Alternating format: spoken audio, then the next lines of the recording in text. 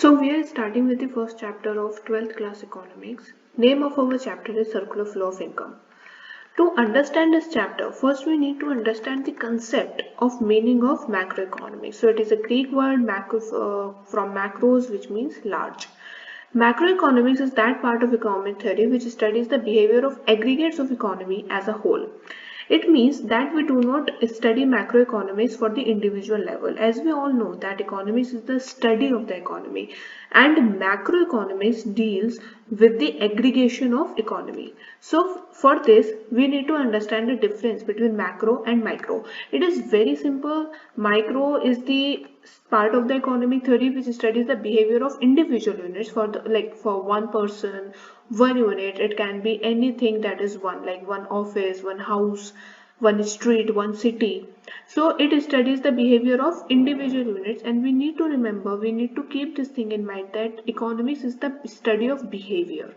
Then macroeconomics, it is a part of the economy study which studies the behavior of aggregates of the economy as a whole. So it can be like entire city. Hence, the tools of micro is demand and supply. On the other side, the tools of macroeconomics is of course aggregate demand and supply. Basic objective is to determine price. Its objective is to determine income and employment level, because we talk about employment level at the aggregation level. So degree of aggregation is, it has a limited degree of course because it deals with the individual units and it involves the higher degree of the economy. So basic assumption is that macro variables are constant. So the first thing that we need to understand is that we make assumptions in order to simplify our understanding of the subject and also to understand it in a better way. And this is also very important to remember that micro is also known as price theory and macro is also known as income theory.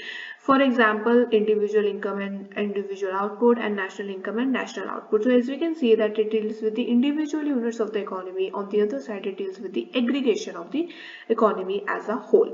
So this was the basic difference between micro and macro that we need to keep in our mind in order to understand and move further. So the first very important topic of this chapter is circular flow of income. So what is the circular flow of income actually? So in this circular flow of income, for the sake of simple understanding, we take only two sectors of the economy. First is firm and second is household.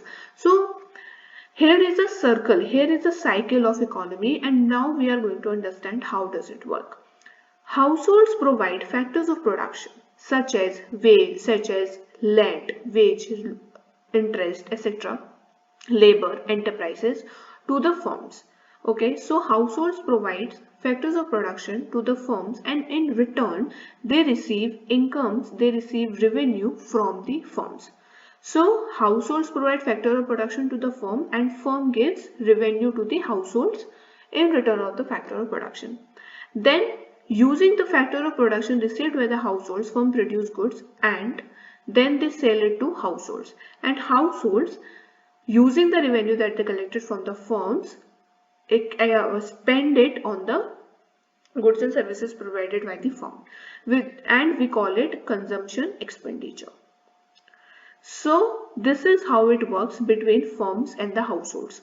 Firms जो होती हैं वो household से factors of production such as wages, labour, capital, enterprises लेती हैं और उनके बदले में उनको रेवेन्यू देती हैं. फिर हाउसेस उन रेवेन्यूज को यूज करके फर्म से गुड्स एंड सर्विसेज को कंज्यूम करते हैं, जिसको हम कंजम्पशन एक्सपेंडिचर बोलते हैं. So in such way meaning of circular flow of income includes 3 phases. First phases is generation phase. इसमें क्या होता है कि जो फर्म्स होती हैं वो गुड्स एंड सर्विसेज को प्रोड्यूस करती हैं with the help of factor services, जिसमें कि आपका जो फर्म्स होती हैं वो हाउस होल्ड से फैक्टर्स ऑफ प्रोडक्शन परचेज करती हैं and then there is generation of income. Using that income production is done. Then second phase is distribution phase. Distribution phase involves the flow of factor income, rent, wages, interest, profit, etc. from firms to households. तो इसमें जो factor income होती है, factor income का मतलब है income provided in exchange of the factors of production received by the households. तो इसके लिए फिर उसमें डिस्ट्रीब्यूशन किया जाता है.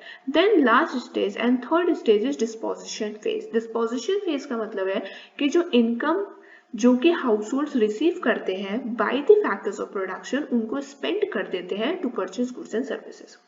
So this is how we get to know the three stages, three phases of circular flow of income. First is generation of income, second is distribution phase, third is disposition phase. Next topic is stock and flow. Stock and flow are very easy to understand topics. Stock means it is a variable. Both the stock and flow both are variables. Stock is measured at a particular period of time, like at a very specific point of time, like at 3:30 p.m. or 31st of January, on Monday, in today. So stock is measured at a very specifically particular period of time, for example 31st January, etc. Then flow is time dimensional. It is measured over a period of time, such as in month of January 2024, in year 2023. So it could be a day, it could be a year, it could be anything. So flow is more of a time dimensional theory.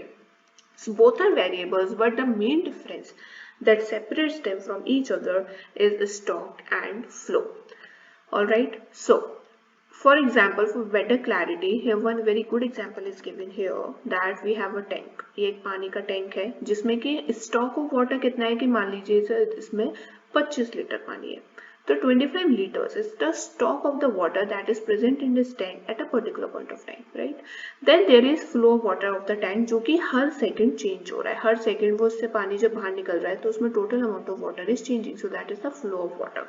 So over a period of time, इसमें मान लीजिए कि 1 घंटे बाद कितना पानी रहेगा या 2 घंटे बाद कितना पानी रहेगा, over a period of time the quantity of the water will be measured, उसको हम flow of water बोलेंगे. So I hope the thing is clear here. So now to understand the basic difference between the stock and flow, we are given here a like very good table to understand. So stock refers to a variable, flow also refers to a variable. Point इधर difference क्या है? It is measured at a particular period of time. It is measured over a period of time. It is not time dimension. Stock time dimension नहीं होता, क्योंकि ये एक होता है कि इतने particular period of time में वो चीज थी, and it is not changing, right? Flow जो होता है उसका magnitude change होता है, and hence it is time dimensional. It is a static concept. It is a dynamic concept. Examples हम देख लेते हैं. Flow population of India on 31st March, total number of Maruti cars in Delhi, money supply in circulation, national wealth is calculated at a particular point of time. Then quantity of wheat stored, यानी कि आज के दिन कितना गेहूं हमारे पास है. Flow के कुछ एग्जांपल्स देख लेते हैं. Number of birth during 2023. During का आपका मतलब होता है over a period of time. It is over a period of time. Then we have Maruti cars manufactured during, expenditure transactions, national income, क्योंकि national income over a period of time calculate की जाती है. Quantity of wheat produced, कितना produce किया गया, फिर उसमें कितना sell out हो गया, कितना हमारे पास रहा, फिर हमारे पास कितना वो stored है. जो stored है वो आपका static concept होता है, लेकिन जो production होता है that is a dynamic concept. So I hope we are clear here till now. Now our next topic is types of circular flow. So types of circular flow हम इसको next video में cover करेंगे. So I hope that the things are very clear to you all right till now, and please let me know if you have any doubts, any confusion regarding this chapter so far in the comment section. Thank you.